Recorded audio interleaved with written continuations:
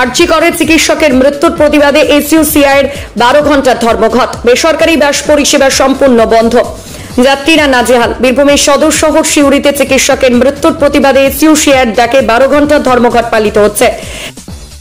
বিষ্ণুপুর ফুলপুরি খরাসন থেকে আসছি।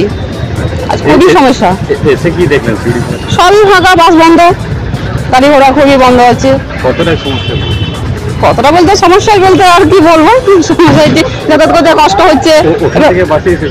ওখান থেকে মানে প্রথমে খরসল থেকে অটো ধরে এলাম, অটো থেকে আবার স্টেট বাস ধরলাম, তাও ওখানে মোটামুটি 45 মিনিট মতো দাঁড়িয়েছিলাম। আবার এখানে এসে আবার এখানে দাঁড়িয়ে আছি, আবার বাড়িতে ফোন করলাম, আসছে বাড়িতে আসছে। বাড়ি থেকে এই সমস্যা হচ্ছে, প্রচুর সমস্যা। মানে বাড়িতে যদি কেউ না থাকে তাহলে তো বাড়ি যেতে হবে ঘুরে, হয়তো আবার। আমার নাম ছন্দাস, বাড়ি পুষ্পুর।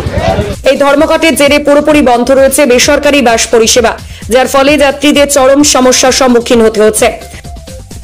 কষ্ট করে আসছি, ঠিক আছে, কষ্ট করে আসছি, এখন বাস পাচ্ছি না, কিছু না। কাতিপাড়া, কোথা থেকে আসছেন? সাইকিয়া। কি অসুবিধায় পড়তে হচ্ছে? অসুবিধা, গাড়ি ঘোড়া পাচ্ছি না। কি লোকাল বাস চলছে না? না। কি বলছে? বন্ধ ধর্মঘট। কোন বাস চলছে না? সব লোকাল বাস চলছে না। তো এখন কি করে যাবেন? টোটো করে যেতে হবে। সমস্যা? হ্যাঁ, বেশি ভাড়া দিয়ে। হ্যাঁ বলুন। আর কি বলুন? বেশি ভাড়া দিয়ে, বেশি ভাড়া যেতে হবে। টোটো যেতে হবে, পয়সা পাতি কম আছে, যেতে হবে কষ্ট করে। আমার নাম দিনেশ। সিউড়ি বাস স্ট্যান্ড চত্বর এলাকায় এসইউসিআইয়ের সমর্থনে একটি মিছিলও বের হয়। মিছিলকারীরা প্রথমে সরকারি বাস চলাচল বন্ধ করে দেয়, তবে কিছুক্ষণ পরে সরকারি বাস চলাচল শুরু হলেও বেসরকারি বাসের চাকা একেবারেই থেমে যায়। ধর্মঘটের সমর্থনে এসইউসিআইয়ের পক্ষ থেকে জানানো হয়েছে যে তারা সিউড়িতে বেসরকারি বাস পরিষেবা সম্পূর্ণভাবে বন্ধ রাখতে সক্ষম হয়েছে এবং ধর্মঘট পুরোপুরি সফল হয়েছে।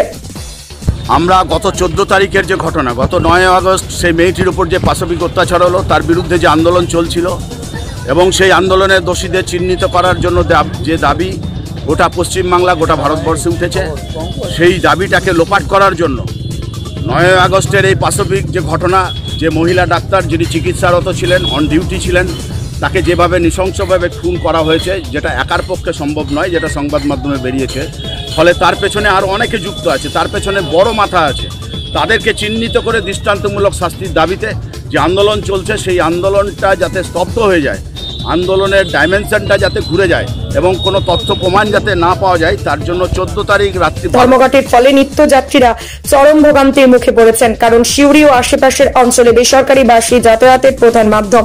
সিউড়ি থেকে আমিন নাসিদ, জনকণ্ঠ টিভি নিউজ।